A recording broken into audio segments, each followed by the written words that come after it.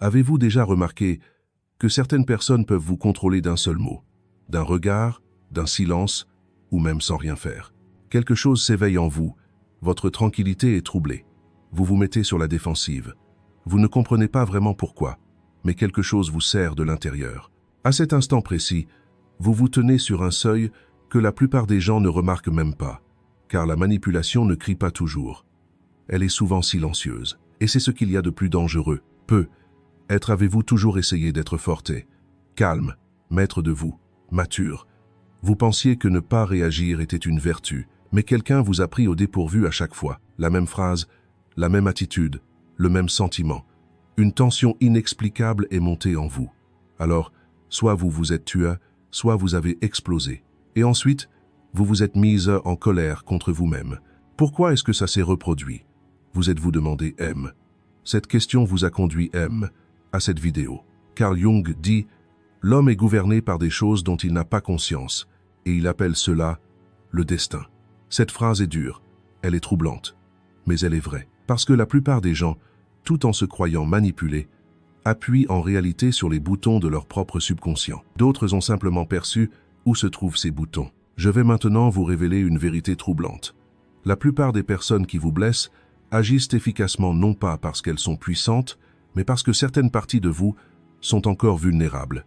Si vous éprouvez une résistance en entendant cela, c'est normal. Car cette phrase ne s'adresse pas à un esprit cherchant un coupable, mais à une conscience prête à assumer ses responsabilités. C'est précisément là que commence ce que Jung appelait l'ombre. Les parties de vous-même que vous refoulez, que vous refusez de voir, dont vous dites « je ne suis pas comme ça », sont en réalité celles qui vous contrôlent le plus. On croit souvent que ce sont les autres qui nous contrôlent. La vérité est que le contrôle vient de l'intérieur, non de l'extérieur. Si un mot vous bouleverse autant, c'est qu'une partie de vous est cachée. Si un regard vous rabaisse, c'est que votre estime de soi est déjà blessée. Personne ne peut vous faire quoi que ce soit, mais quelqu'un peut entrer par la porte déjà ouverte en vous. C'est pourquoi certaines personnes peuvent vous manipuler, tandis que d'autres non. Car il ne s'agit pas de l'autre personne, mais de votre état intérieur. Jung appelle cela l'autonomie de l'inconscient. Autrement dit, vous prenez des décisions, réagissez et changez de cap sans même vous en rendre compte. Et vous appelez cela le destin. Mais arrêtez-vous ici, car la suite de cette histoire n'est pas synonyme d'impuissance. Le véritable pouvoir ne commence pas par le contrôle. Il commence par la conscience. Réfléchissez un instant. Qui sont les personnes qui vous agacent le plus? Quelles relations vous épuisent le plus? Est-ce toujours le même cycle? Si la réponse est oui, ce n'est pas une coïncidence. C'est un schéma. Et chaque schéma commence à se défaire lorsqu'il devient visible. Cette vidéo est précisément là pour cela. Non pas pour vous apprendre à devenir plus fort, mais pour vous montrer ce qui vous rend déjà fort, mais que vous n'avez pas remarqué. Car le véritable pouvoir ne crie pas. Le véritable pouvoir ne cherche pas à persuader. Le véritable pouvoir ne réagit pas. Le véritable pouvoir choisit. Et si une petite voix intérieure vous dit « il y a quelque chose », en ce moment même, si ces mots vous semblent familiers, c'est le moment où l'inconscient ouvre la porte. Si vous êtes arrivé jusqu'ici, ce n'est pas un hasard. Vous êtes à un tournant. Souvent, même lorsqu'on réalise qu'on est manipulé, on refuse de l'admettre. Car accepter, c'est reconnaître qu'il manque quelque chose. Dire « j'ai été trompé » signifie « je n'avais pas le contrôle ». L'ego n'aime pas ça. L'ego veut paraître fort. Il veut avoir raison. C'est pourquoi la plupart des gens choisissent de se mentir à eux-mêmes plutôt que de voir la vérité. Comme le disait Jung, l'inconscient n'est pas seulement fait de choses refoulées. Il est aussi fait de ce que nous avons peur de voir. Et on confond souvent ce qu'on n'ose pas voir avec le destin. C'est pourquoi certaines relations se répètent, certaines personnes infligent sans cesse la même blessure, certaines phrases nous touchent toujours au même endroit, parce qu'il y a une partie non résolue, un besoin refoulé, une colère inavouée, une voix d'enfance restée muette. Tant que vous n'y prêtez pas attention, le monde rejouera inlassablement la même scène. Jusqu'au jour où vous vous arrêterez et vous demanderez « Que signifie tout cela ?» Cette question brise le premier maillon de la chaîne. Car à partir de cet instant, vous cesserez de blâmer l'extérieur. Vous commencerez à vous tourner vers l'intérieur. Et c'est à ce moment précis que la manipulation prendra fin. Souvent, on se présente non pas tel qu'on est, mais tel qu'on pense devoir être. Ce n'est pas un choix, mais un mécanisme de défense.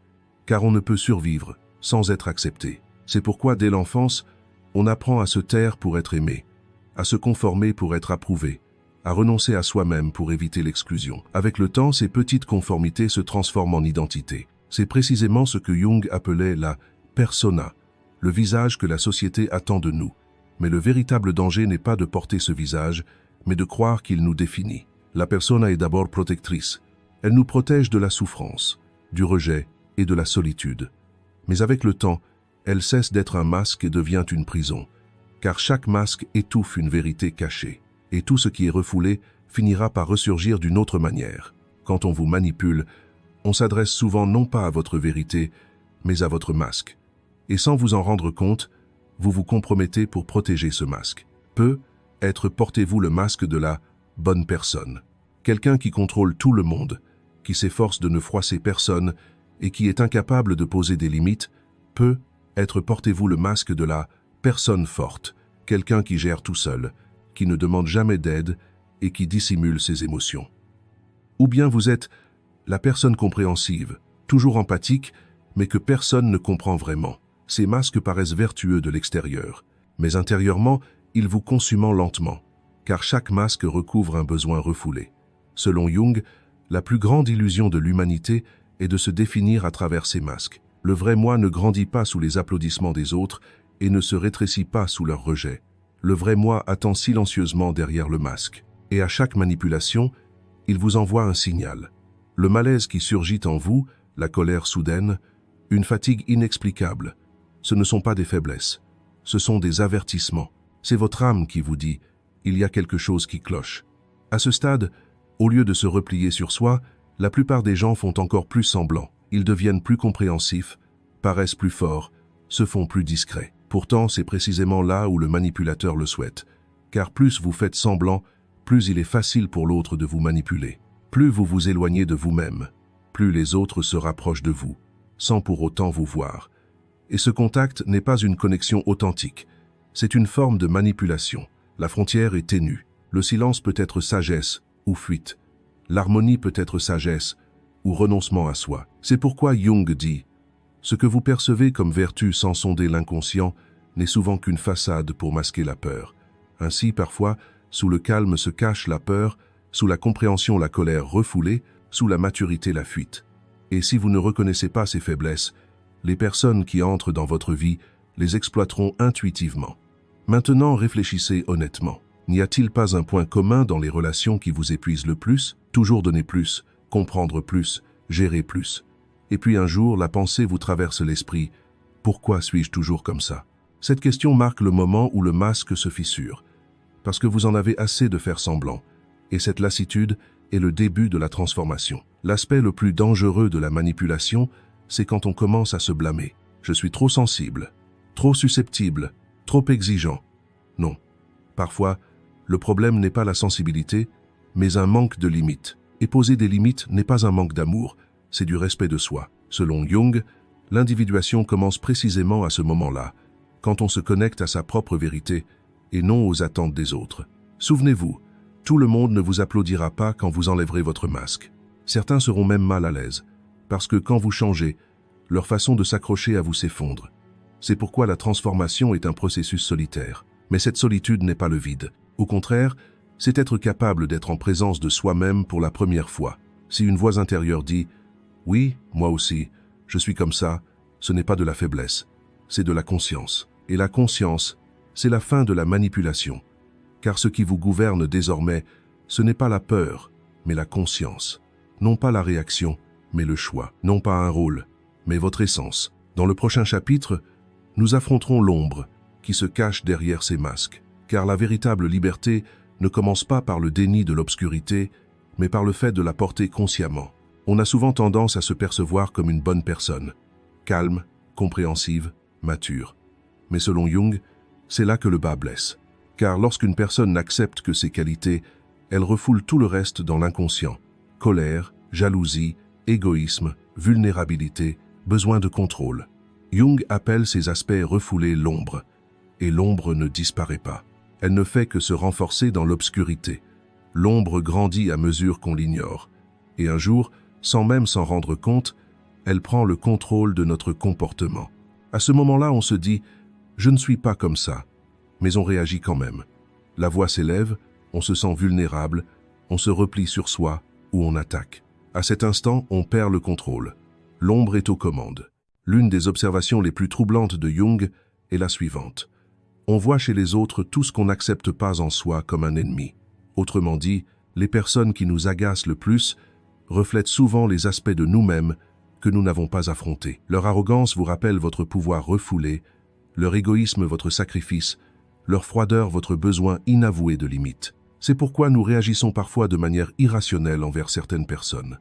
En réalité, ce n'est pas à elles que nous réagissons, mais à la part de nous-mêmes que nous ignorons. Et c'est là qu'un cercle vicieux se met en place. En ignorant votre part d'ombre, le monde extérieur vous apporte la même leçon sous différentes formes.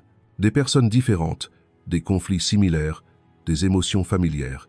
C'est précisément pourquoi la question « Pourquoi est-ce que je vis toujours les mêmes choses ?» surgit. Parce que la vie ne vous punit pas, elle vous instruit. Mais si vous rejetez la leçon, son ton se durcit. La plupart des gens s'en veulent alors. Je suis faible. Le problème vient de moi. Le problème n'est pas la faiblesse. Le problème, c'est l'inconscience. Celui qui n'affronte pas son ombre cherche à l'extérieur d'elle-même la raison de ses réactions. Mais le véritable pouvoir réside dans la capacité à se tourner vers l'intérieur. Comme le disait Jung, à moins de rendre l'inconscient conscient, il contrôlera votre vie et vous l'appellerez destin. Réagir est facile. La réaction est un réflexe de défense automatique, mais dès que vous réagissez, vous perdez votre liberté. Car la personne qui vous a provoqué a pris le contrôle de votre vie à cet instant précis. La prise de conscience crée un espace. Dans cet espace, le choix est possible. Et dès que le choix s'offre à vous, la manipulation prend fin. Maintenant, demandez-vous honnêtement, qu'est-ce qui vous met le plus en colère ces derniers temps? Quel comportement vous blesse le plus? Quels mots vous ébranlent profondément? Les réponses ne concernent pas les autres. Elles sont enfouies dans votre part d'ombre. Là se cache un besoin refoulé, un sentiment étranger, une part de vous-même que vous refusez d'accepter. Et tant que vous l'ignorez, la vie répétera inlassablement le même scénario. Affronter son ombre demande du courage, car cela signifie renoncer à se justifier. Cela signifie lâcher prise sur le besoin d'avoir raison. Au lieu de dire « je suis comme ça parce que », cela signifie être capable de dire « moi aussi, je ressens cela ». C'est là que commence la maturation. Parce qu'ils ne se défendent plus, ils s'observent. Dans ce processus, vous réalisez quelque chose. Ceux qui vous ont le plus blessé sont en réalité vos plus grands maîtres. Ils vous montrent vos angles morts, vos lacunes, et grâce à cette prise de conscience, quelque chose change lentement. Vous ne réagissez plus de la même manière. Vous ne tombez plus dans les mêmes pièges, car vous avez pris conscience du jeu. Entrer en contact avec son ombre, ce n'est pas se soumettre aux ténèbres. Au contraire, c'est illuminer les ténèbres par la conscience. Comme le disait Jung, la lumière n'est pas illuminée par des figures imaginaires. Les ténèbres sont rendues conscientes, et lorsque vous reconnaissez vos ténèbres, vous ne les craignez plus, car la peur est l'enfant de l'inconnu. C'est là que surgit la véritable force, une force silencieuse, discrète, mais inébranlable. Vos réactions ne vous contrôlent plus. Personne ne peut vous provoquer, car vous avez appris à distinguer ce qui vous appartient de ce qui est l'ombre d'autrui. Dans le chapitre suivant, nous verrons comment cette prise de conscience vous libère et pourquoi la manipulation ne trouve plus d'emprise. Car celui qui reconnaît son ombre n'est plus dans le jeu. Et lorsque vous commencez à prendre conscience de cela, un changement silencieux mais profond s'opère en vous. Vous comprenez que toutes les émotions ne vous appartiennent plus. Certaines vous ont contaminé, elles ne sont pas vôtres. La peur d'autrui, le besoin de contrôler autrui, les ténèbres refoulées par autrui, toutes ces émotions vous ont traversé un instant, mais lorsque vous les reconnaissez, elles ne persistent pas. Cette prise de conscience favorise la croissance intérieure, car désormais, la question au cœur de vos expériences n'est plus « pourquoi moi ?», mais « que m'apprend-on » Et lorsque cette question est posée, la vie cesse d'être une force agressive et se transforme en un miroir instructif. On devient prisonnier de ce que l'on croit contrôler. Cette affirmation est d'abord troublante, car pour la plupart d'entre nous, le contrôle est synonyme de sécurité. Croire pouvoir maîtriser le cours de la vie, les relations, les émotions et les événements nous apaisent. Pourtant, la vérité que Jung met en lumière est bien plus dérangeante. Le désir de contrôle est un signe de peur, non de pouvoir. Lorsqu'une personne cherche à tout contrôler, elle admet en réalité ne pas supporter l'incertitude qui l'habite. Celui qui veut tout contrôler est souvent celui qui ne se sent pas en sécurité. L'incertitude l'effraie. Attendre, ne pas savoir, ne pas pouvoir prédire l'avenir, C'est dans ce vide que l'ego intervient et affirme « Si je parviens à mes fins, je serai en sécurité ». Mais ce n'est qu'une illusion, car la vie ne se contrôle jamais totalement. Plus on essaye de contrôler, plus on est tendu, plus on est à cran. Et sans s'en rendre compte, on entre en conflit avec la vie. Un grand paradoxe se dessine alors. Ce que l'on tente de contrôler finit par nous contrôler. Plus vous essayez de diriger les gens, les émotions et les événements, plus vous devenez dépendant de leurs réactions. L'approbation de l'un vous réconforte, le silence de l'autre vous inquiète. Ainsi, la paix intérieure dépend de la bienveillance du monde extérieur. Comme le disait Jung, l'inconscient prend le dessus, et vous ne vous en rendez même pas compte. C'est pourquoi certaines personnes sont constamment sur le qui-vive. Elles lisent entre les lignes de chaque mot, interprètent chaque regard et perçoivent chaque silence comme une menace. Car elles nourrissent une peur non résolue de l'incertitude. Ce qu'elles ne peuvent contrôler les terrifie. Pourtant, le véritable pouvoir ne commence pas par le contrôle. Il commence par la reconnaissance du besoin de contrôle. L'illusion du contrôle se manifeste surtout dans les relations. Vous essayez de changer quelqu'un, de le guider, de le corriger, d'intervenir pour son bien. Mais souvent, une peur cachée se cache derrière cet effort. Si je l'accepte tel qu'il est, il risque de me quitter. C'est pourquoi le contrôle apparaît souvent comme de l'amour, alors qu'il découle en réalité de la peur. Selon Jung, la plus grande épreuve pour une personne est de savoir lâcher prise, car le véritable pouvoir ne réside pas dans le contrôle des autres, mais dans la capacité à garder le cap au milieu de sa propre tempête intérieure. Ne pas réagir n'est pas une forme de répression, c'est un choix conscient. Lâcher prise n'est pas un signe d'impuissance, c'est une preuve de confiance en soi. Ce n'est que lorsqu'une personne possède des fondements solides en elle-même qu'elle peut résister aux vagues du monde extérieur. Prenez un instant pour réfléchir. De quoi avez-vous vraiment peur de perdre lorsque vous essayez de tout contrôler? De ne pas être aimé, d'être perçu comme sans valeur, d'être seul? Prétendre que ces peurs ne vous appartiennent pas ne les fera pas disparaître. Au contraire, cela les amplifiera dans votre subconscient. Et un jour, elles ressurgiront au moment où vous serez le plus vulnérable. Le besoin de contrôle trouve souvent son origine dans le passé. Les insécurités, les incertitudes et les relations instables vécues durant l'enfance, on apprend alors « si je contrôle tout, je suis en sécurité ». Mais cette stratégie ne fonctionne pas à l'âge adulte. Car la vie ne répète pas les scènes de l'enfance. Elle exige que nous les guérissions. C'est là que commence une grande transformation. Lâcher prise, ce n'est pas renoncer. Lâcher prise, c'est renoncer à lutter contre la vie. Ce n'est pas de la faiblesse, c'est de la sagesse. Car vous le savez maintenant, vous n'avez pas à tout gérer, vous n'avez pas à réagir à tout, vous n'avez même pas à tout comprendre. De cette prise de conscience naît un silence intérieur. Dans ce silence, point de précipitation, point de défense, point de besoin de prouver quoi que ce soit. Il n'y a que l'observation. Et lorsque l'observation commence, le pouvoir de manipulation disparaît. Car ce n'est plus la peur qui vous gouverne, mais la conscience. C'est pourquoi certaines personnes sont silencieuses mais puissantes, car elles puisent leur force non pas dans le contrôle, mais dans le lâcher-prise du besoin de contrôler. Pour elles, la vie n'est pas un champ de bataille, mais un terrain d'expérience. Elles choisissent de comprendre plutôt que de réagir, et ce choix les libère. Dans la section suivante, nous verrons comment cette liberté devient permanente et comment une personne retrouve son équilibre. Car lorsque l'illusion du contrôle se dissipe, il ne reste qu'une chose, la véritable puissance. À un moment donné, vous réalisez que vos anciennes réactions ne fonctionnent plus. Les mécanismes de défense qui vous permettaient de tenir le coup vous pèsent désormais. Les habitudes qui vous protégeaient vous entravent. C'est le moment que la plupart des gens redoutent, mais qui est en réalité le seuil le plus précieux. Car c'est là que commence la transformation. Comme le disait Jung, on ne peut accéder à une nouvelle conscience que lorsque son ancienne identité se fissure. Ce seuil est silencieux. Il ne s'accompagne pas d'explosion. Personne ne vous félicite. En fait, souvent de l'extérieur, il semble que rien ne se passe. Mais à l'intérieur, beaucoup de choses se produisent. Vous réalisez que vous ne réagissez plus automatiquement à certaines choses. Certains mots vous blessent moins qu'avant. Certaines personnes, celles qui vous contrôlaient jadis, perdent leur influence. Et vous êtes surpris de le constater, car le changement ne s'opère pas dans le bruit, mais dans le silence. C'est précisément le seuil de la transformation, l'endroit où vous êtes suspendu entre votre ancien moi et votre nouveau moi. Vous n'êtes ni tout à fait l'ancien, ni tout à fait le nouveau. Cet espace est le moment où l'on est le plus vulnérable. Car les vieux masques sont tombés, mais les nouveaux ne se sont pas encore formés. C'est pourquoi la plupart des gens se retirent à ce stade. Ils préfèrent une douleur familière à une paix inconnue. Jung appelle cela la résistance de l'inconscient. L'esprit ne veut pas abandonner son identité habituelle, car la douleur familière semble plus rassurante qu'une paix inconnue. Mais si vous pouvez rester ici, si vous pouvez demeurer dans ce vide sans fuir, refouler ni nier, alors la transformation commence, car quelque chose se résout dans ce vide. Vous ne ressentez plus le besoin de vous défendre constamment. Vous n'avez plus à tout expliquer.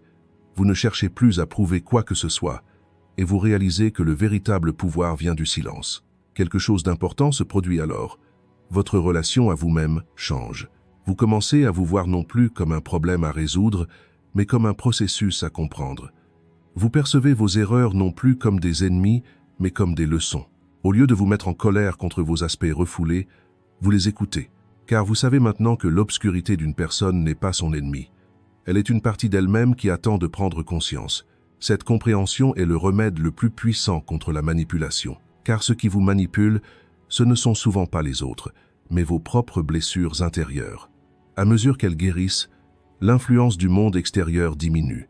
L'approbation, le rejet et le silence d'autrui ne vous ébranlent plus comme avant. Un centre intérieur se forme, et ce centre est indépendant du tumulte du monde extérieur. Une personne au seuil de la transformation réalise que la vie ne lui fait rien, elle lui parle.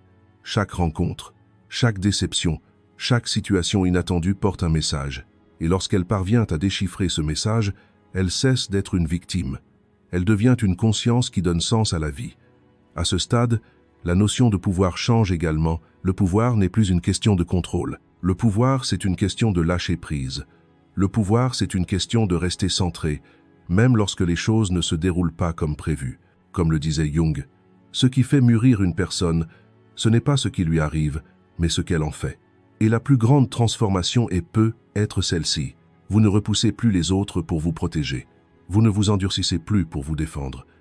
Car vous savez que lorsque vous êtes en harmonie avec vous-même, personne ne peut véritablement vous blesser.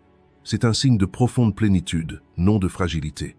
C'est le seuil de la transformation. Ni tout à fait l'ancien vous, ni tout à fait le nouveau. Mais précisément dans cet intervalle, le vrai soi s'épanouit, silencieusement, sans prétention, mais profondément enraciné.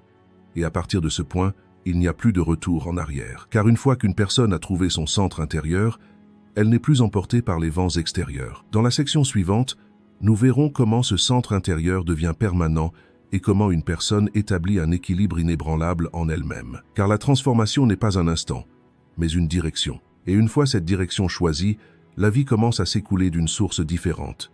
À ce seuil, on ressent une étrange solitude.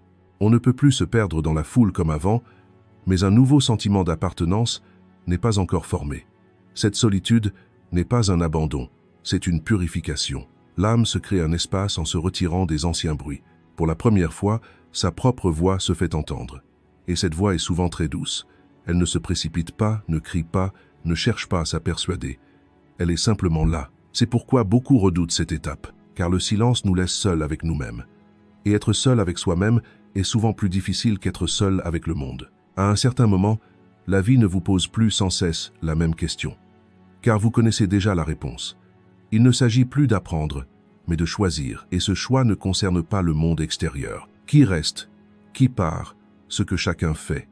Ce sont des questions secondaires. La vraie question est: quelle relation allez-vous choisir d'entretenir avec vous-même? C'est là que commence la véritable transformation, car une personne devient libre lorsqu'elle choisit non pas ce qui lui arrive, mais le sens qu'elle lui donne.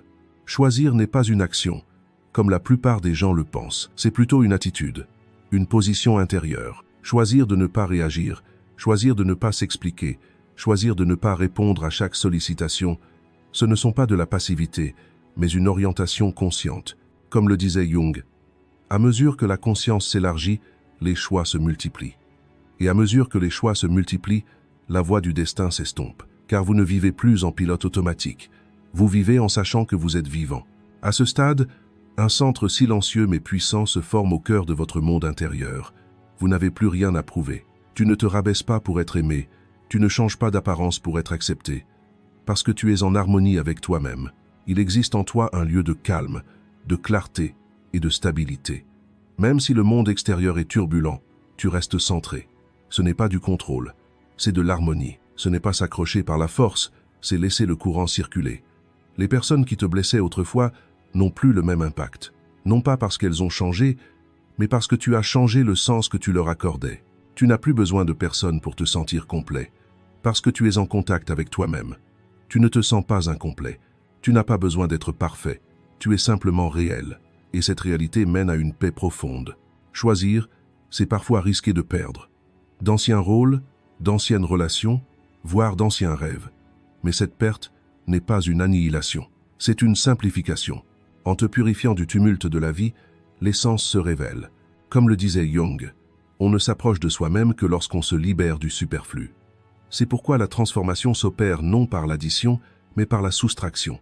À ce stade, vous réalisez que plus personne ne peut vous manipuler, car ce qui vous gouverne, ce n'est pas la peur, ce n'est pas la recherche d'approbation, ce n'est pas la peur de la solitude. Ce qui vous gouverne, c'est la conscience. Et la conscience ne peut être prise par personne. Pour que quelqu'un puisse vous contrôler, vous devez d'abord vous abandonner. Vous êtes maintenant de retour à vous-même.